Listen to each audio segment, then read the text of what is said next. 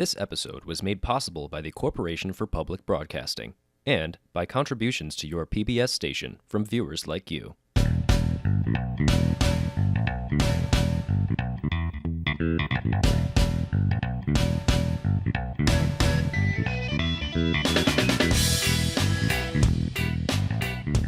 This is Hot Drop, where we bring you premier PUBG analysis and drops that are hot but more like a dry heat so you're not too uncomfortable. Today we're breaking down the big ol' patch, now that I've had some time to digest it all. I'm Dano, your host. I'm back from a brief hiatus, and let's get into it.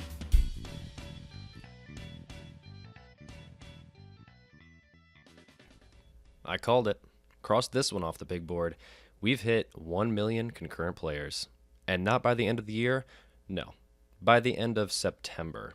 We've even crushed that 1 million mark, and we're now sitting at 1,348,374 peak players. And this was on September 16th. Hats off to B-Hole. I'm pretty positive that this is the most successful early access game in history. PUBG has surpassed everyone's expectations and is now the most popular game on Steam, beating out the juggernauts of CSGO and Dota 2. PUBG now has the highest concurrent count of every single game on Steam. PUBG has sold over 10 million copies, and this is very impressive for a PC game especially. We all know consoles have a much larger audience than PC games, so to put a little perspective into these numbers, Destiny 2, which is the hottest game out right now on console, has been seeing about 1 million concurrent users for the past week straight. This means that an early access PC-only game that is highly unoptimized, runs very poorly on even mid-level machines, and still has a lot of bugs, is able to hang with the most popular game out on console right now. What is the ceiling for this game? Because suddenly, 2 million concurrent doesn't seem that impossible, or even that far away. On to the patch. Just as people started bitching and moaning about how there was no communication from the devs, they dropped this bomb of a patch. They started off with talking about a few things that are in progress: vaulting, idle players earning BPs, battle points, and adding first-person servers. The first one I want to highlight is vaulting. So they're aware that many players have been looking forward to this, and they say that this is still coming soon.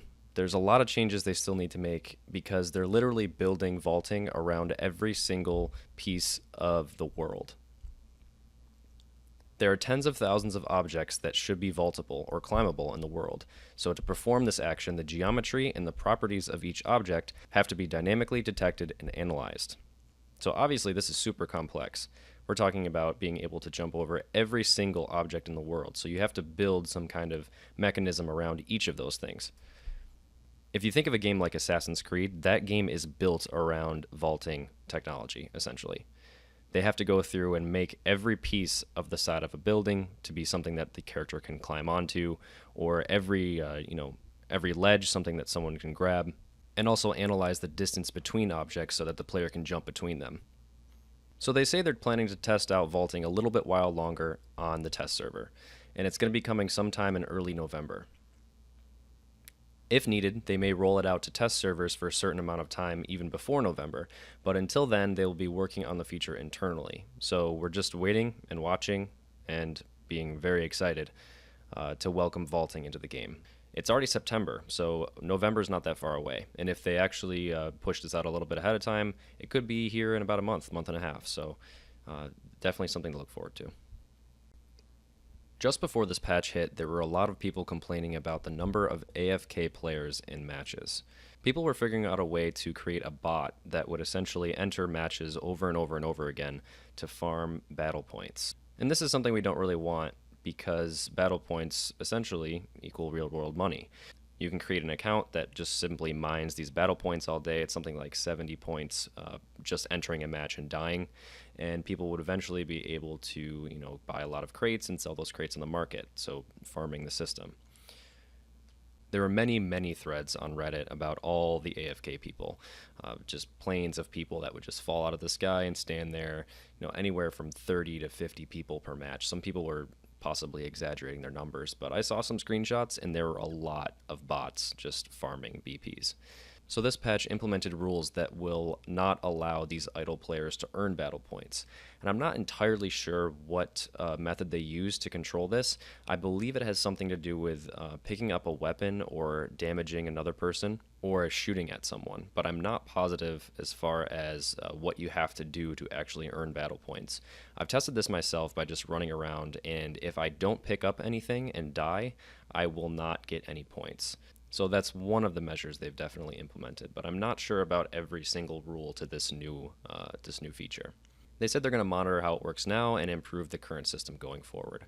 They've also recently added first-person only servers for duo on oceanic servers. So for solo and squad, they'll continue to monitor player data in the region and determine when they can add another game mode. This tells me that they listened to user feedback as well as looked at all the data mined information they had and realized that the certain servers in areas where there's lower populations definitely wanted this feature, and they implemented it after listening to the community feedback. Now, this stuff doesn't really affect me because I'm in North America, but it just means that the game is growing. It means that a lot of people are playing this game and wanting to experience that first-person game mode, which is very exciting and a lot more fun to me. They say that they would like to provide a better first-person experience to players in South America and Southeast Asia. However, they must look into this and really make sure that adding another game mode does not hurt the user experience for the player base as a whole. I don't know exactly what that means, but it's possibly that has to do with server resources and making sure that they have the number of servers correctly allocated to the number of players in certain regions. So now on to the patch notes. The meat. Let's do this. So the first thing to note right off the bat was this patch hit the test servers, and it was up there for about 2 days. It was up there for a little bit longer than a usual test update that we've seen in the past. So they've decided to do this because they realized that a lot of the bugs that people were finding were not fixable over the 24 hours that they were keeping this patch on test. So they've expanded it and made sure that the patch has at least 48 hours to bake on the test server so that they can find all of the bigger bugs and squash those before pushing the patch to live. I popped in immediately, downloaded the test server immediately, and found that the game felt about the same. They optimized the shadows and improved performance on low-end PCs by optimizing buildings. My friend has a problem with this specifically, where he would load into a match and the buildings kind of look like Play-Doh. That, he said, is definitely better. I think people have had a better luck with an SSD running the game than a regular traditional hard drive, which is a lot slower to load. So I think they've optimized those buildings a little bit better so that people running regular hard drives can load into a match a lot faster. They optimize client and server performance when there are multiple vehicles in close vicinity and also optimize the UI. New in the world is added foggy weather. The foggy weather effect will hinder player sight on the map, and this weather effect has a low probability to occur. In order to test the weather effect, the foggy weather will have a higher chance to occur during test server gameplay, but will be reduced for live servers. And this was something I immediately noticed on the test server. Almost every other game, it seemed, was fog. And they found one thing that they quote-unquote fixed after having the test server running all of these fog matches. So what they found was that when you had post-processing set to low, or possibly lower than that, very low, you would be able to see people in the fog after you toggled your inventory button. So if you were sitting in a match and it was very foggy and you're trying to spot someone, maybe up a hill in the fog, you could toggle your inventory, and that would make it so that the fog was less dense and you could spot that player, through the background of your inventory screen. So what they did to fix this is not a fix at all and is actually horrible, because what they've done right now, as it sits on September 18th, is they've forced the live server to have settings for all users set to post-processing high. It could be very high or high, I'm not totally sure, but it's post-processing is forced to be enabled. Even if you go into your settings and turn it down, the post-processing will still be enabled. And this is actually killing some people's performance. Mine especially, I've noticed that there's definite decrease in frames per second once this patch has hit. And this is something they'll probably hotfix soon, but it's been about 4 or 5 days, I think, since they've made this change, and my FPS overall has gone down quite a bit. And I think a lot of people have noticed this as well. Post-processing also can affect people with motion sickness because of the blur effect it adds. It sort of like blurs out the gun model a little bit and blurs out the side of the screen, and also adds some more visual effects that, when combined all together, sort of make the game a little bit more nauseating for people who are already susceptible to motion sickness while playing. Personally, I'm not affected, so I'm thankful for that, but they need to fix this. They should not have pushed the fog into the game if this was a problem. I know they tried to hot fix this by, forcing a setting, but if it's hurting your performance and making some people feel motion sick, that's the wrong solution. But on the flip side, the fog looks really good. It's awesome game mode. It's very similar to the rainy matches, but it's also a lot more difficult to see people because the fog is much thicker than the rain matches. It seems like everyone is enjoying the foggy weather. People are commenting on the Reddit board and on the forums saying that they like it and want more of it, so that's pretty cool. One thing that Reddit user Harza found was that if you look uphill in a foggy match, you have a better line of sight on people above you than you do if you were uphill and looking below you. So the low ground is the new high ground, essentially. And it's something to know that your silhouette really appears dark against the bright sky behind you. So if you're standing up on a hill looking down, you're a lot more exposed than you think you are. And you can see this pretty clearly from the clips that I just showed. I can't say that the fog is my absolute favorite weather mode, but it is a nice change of pace from the regular cloudy and sunny skies that we typically get. I would really like to see a snow weather mode, and I think a lot of us would like to see that. I think all of these weather modes are a really great way to make the game stay fresh and stay exciting, and just give you a different feel for each game that you enter into. Moving on to some other changes. There's now a new town. It's east of Stolber and called Kameshki. To me, they added this town just to give something extra to that northeast side of the map. There was no real reason to drop at that northeast side before, but now that there's a new town that has a decent amount of loot, there's a reason to go there.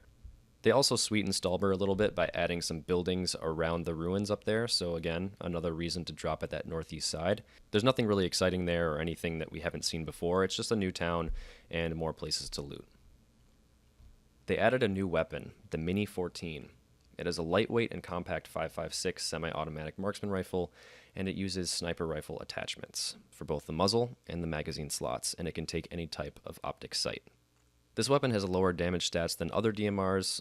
This is referring to the SKS, but it's compensated by very high muzzle velocity and low bullet drop. Outside the SKS, we also have the MK14, and that one is a lot more powerful than this weapon, but this one spawns in the world. It's not a crate only.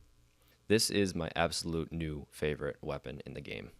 My initial impressions of this gun were that it is extremely powerful. It feels powerful because the sound is powerful.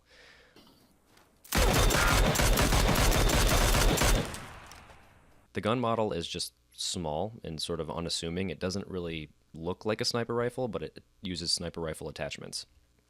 It has a base of 20 rounds, and it'll take any optic sight, like the patch notes say.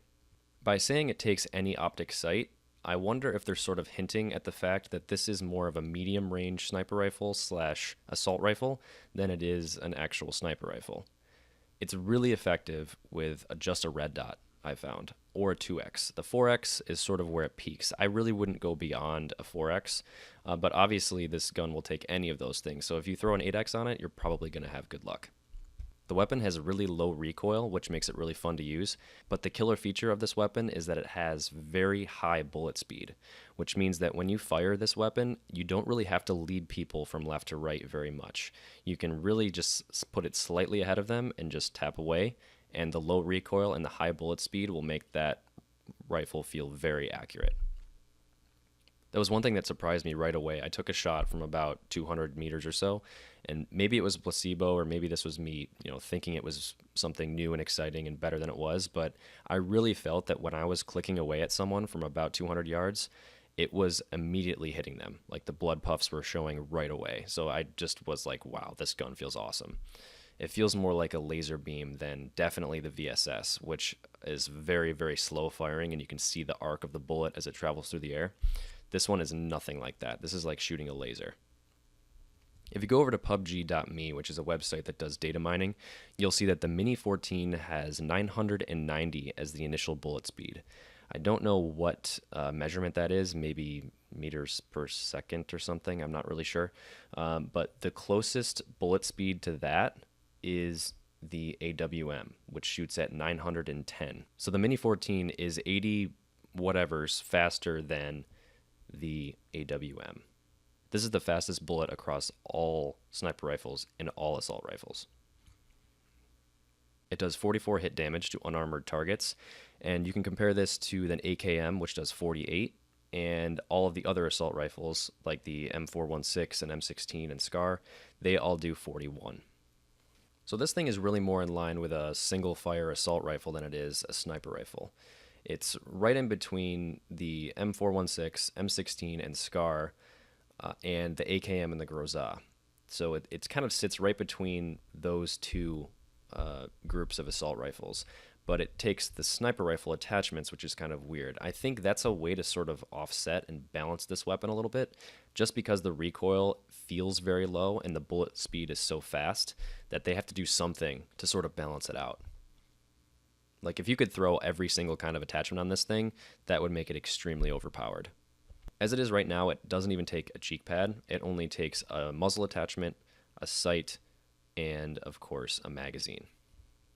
But as it sits now, holding 20 rounds per mag base, you don't really need that extended mag to really bring you up to 30, because 20 rounds is already enough.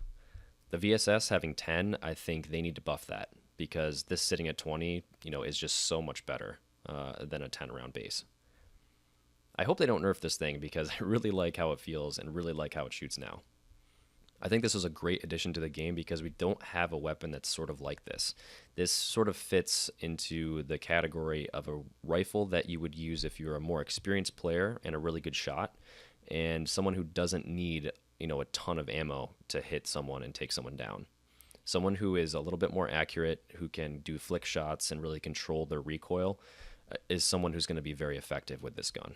I think they did a really good job with this. I'm very happy about this gun in the game.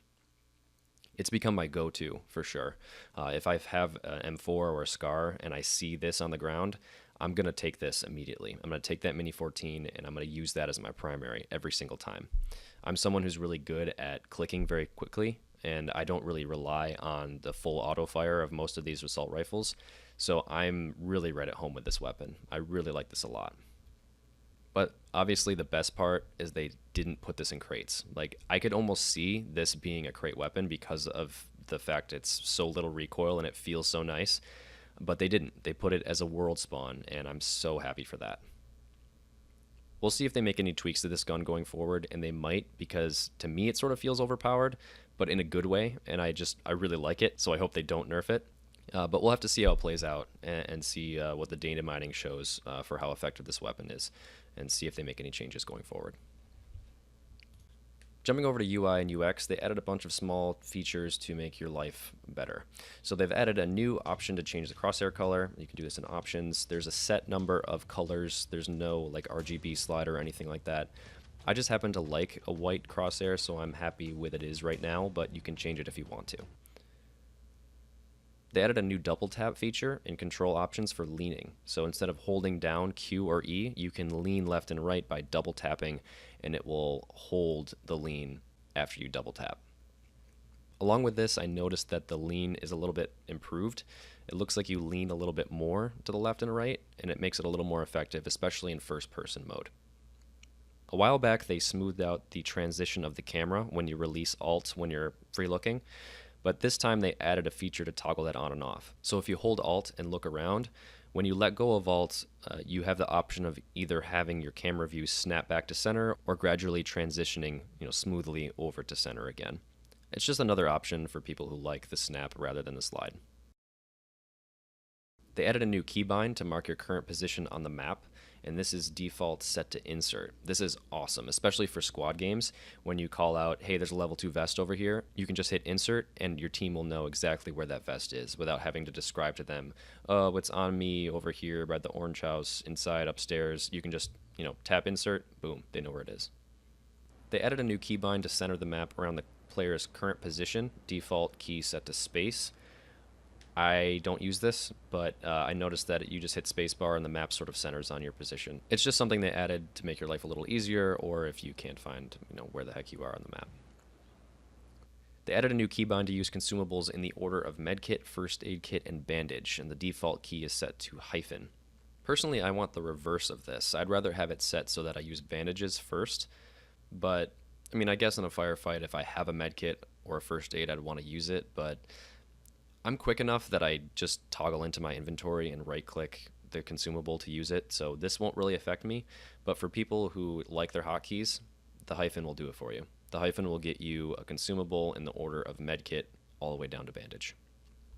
They also added a new feature to reset the zeroing distance using a mouse wheel click. So most weapons, when you pull them up, have a set base zeroing distance. Some of them you can't change, like the VSS, you can't change.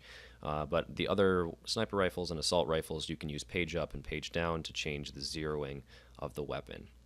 So this makes it so that when you change that zeroing, instead of going back up and page down to drop it back down to base, you can just tap your mouse wheel, and that will set it back down to the default for that weapon. This is really handy for people who do adjust the zeroing distance a lot. I personally don't do it that much because I found it's better to just know offhand, off the top of your head, how much you need to raise your crosshair up over someone if they're at a distance. But if you do use the zeroing, this makes it so you don't have to take your hand off your mouse or your hand off of your movement keys to change the zeroing back down to default if you've changed it already. They've added a new feature in settings called Inventory Screen Character Render. And this is a feature that I think everyone should know about and everyone should turn it off. Unless maybe you want it on, but for me, this is something that I turned off and I've noticed my performance increased because every time you hit tab, your character model renders right in the inventory screen and it shows like what you look like and what items you're carrying. You don't really need this if you can quickly read your inventory, so I've turned it off and it's saved performance. Before, if I hit tab, it would take a little bit for my inventory to load or it would be a little bit choppy. So definitely turn this off if you need every little bit of performance out of your machine that you can. This is a purely visual thing, and you can already see all of your items just right on the inventory screen without having that character load in the background. Over to gameplay. Distance at which shadows are rendered are now synchronized across all graphic settings to ensure fair play. So this means when you go into your settings and you're at the main menu, and you know how you used to be able to select low, and then all of a sudden the main menu would be a lot brighter, that's no longer the case. So shadows are always rendered the same way, and every setting is fairly equal. I've noticed that medium seems to be a good, sweet spot for shadows, so that's what I use and that's what I would recommend. But you no longer have any advantage if you drop your shadows to low. So this, of course, ensures fair play, which I'm all for. Characters who are knocked out while underwater will now have a breath gauge, as well as take additional damage over time. This seems logical to me. Adjusted the balance of several weapons. So they increased the crossbow reload speed by 35%, which makes the crossbow a lot more viable, in my personal opinion. I think before the reload speed was just ridiculously slow. You were waiting like 5 seconds for your character to pull the arrow out of their backpack and set it into the crossbow. They increased the reload speed by quite a bit, and it's very noticeable. So this is a definite improvement and a step towards making the crossbow a more viable weapon. The Tommy gun has been removed from care packages and has become a world spawn. It now supports attachments such as the silencer, vertical grip, and magazines. The big downside to the Tommy gun is that it doesn't take a sight.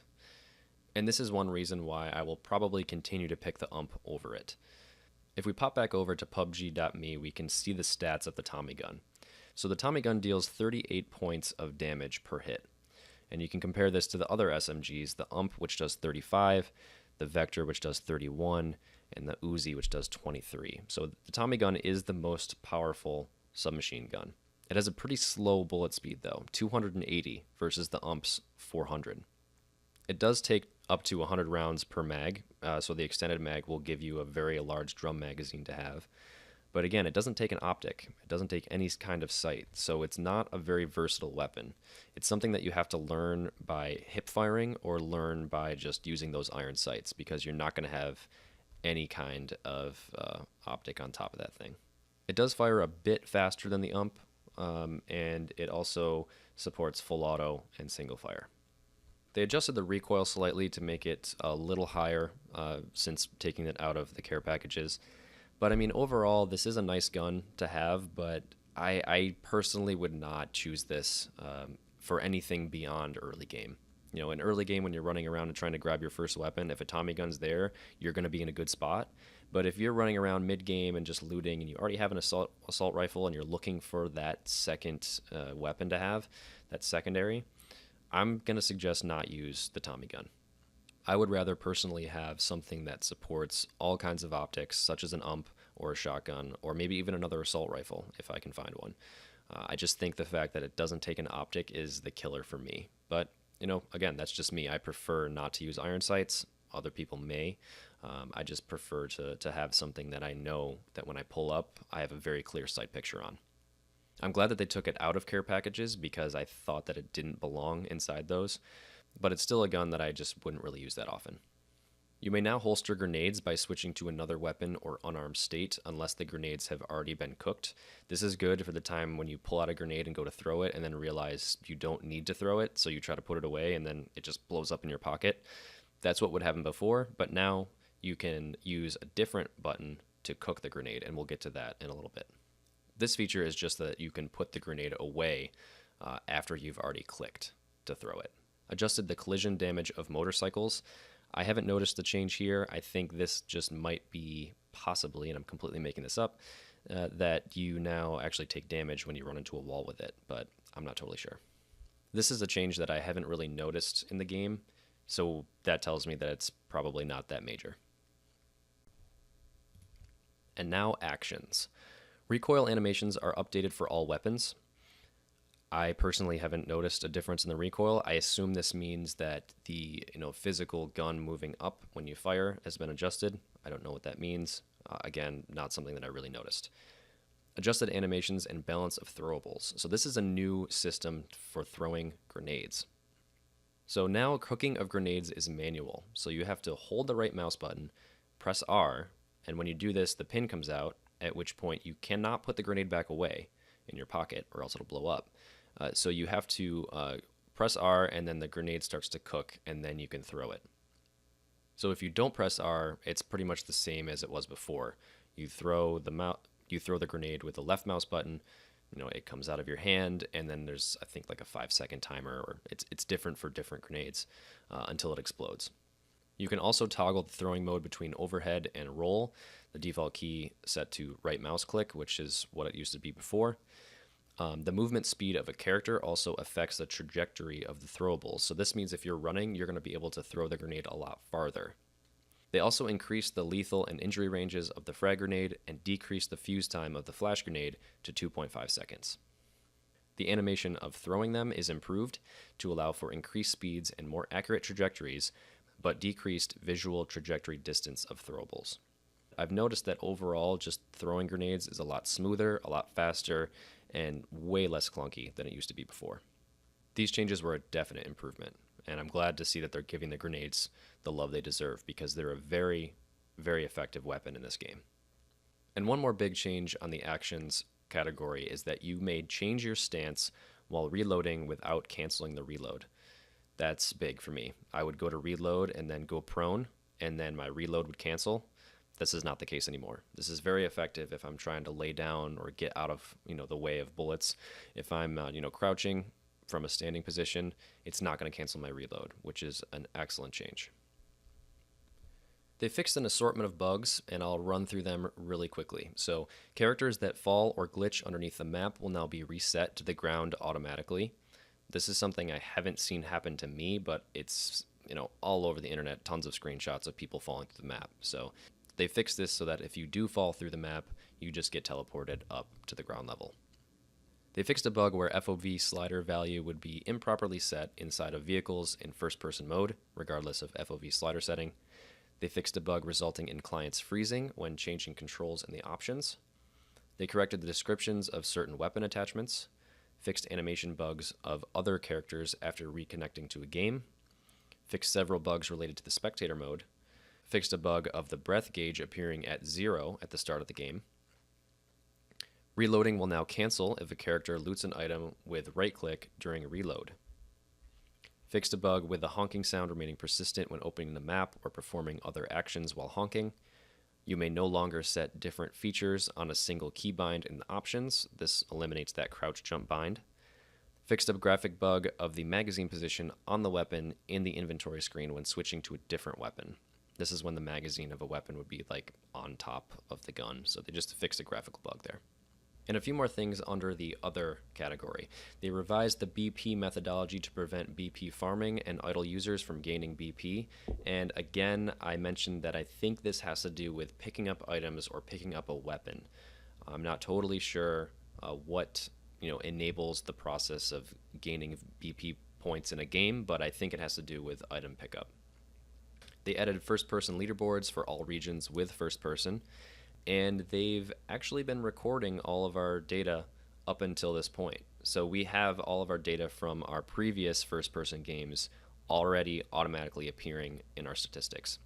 And finally, NVIDIA Shadowplay Highlights now works on Windows 7 and Windows 8 for all those people stuck in the past. And lastly, there were some undocumented patch changes. Jumping feels a little bit different. I can't really pinpoint what it is. When this first hit the test server, I think that there was some changes to the visual animation of landing, so it kind of like bobbed your screen or jolted your screen if you hit the ground just by jumping. They've gotten rid of that since then, and that no longer exists in the live server. But jumping does feel a little bit better to me, and I really can't pinpoint what that is that's making it feel better, but let me know if you guys agree, and let me know if you guys have noticed a difference there. And finally, view model adjustments in first person. So especially with pistols, I've noticed that the character holds the weapon a little bit higher up, closer to the screen, so you see more of the gun and more of the character's hands.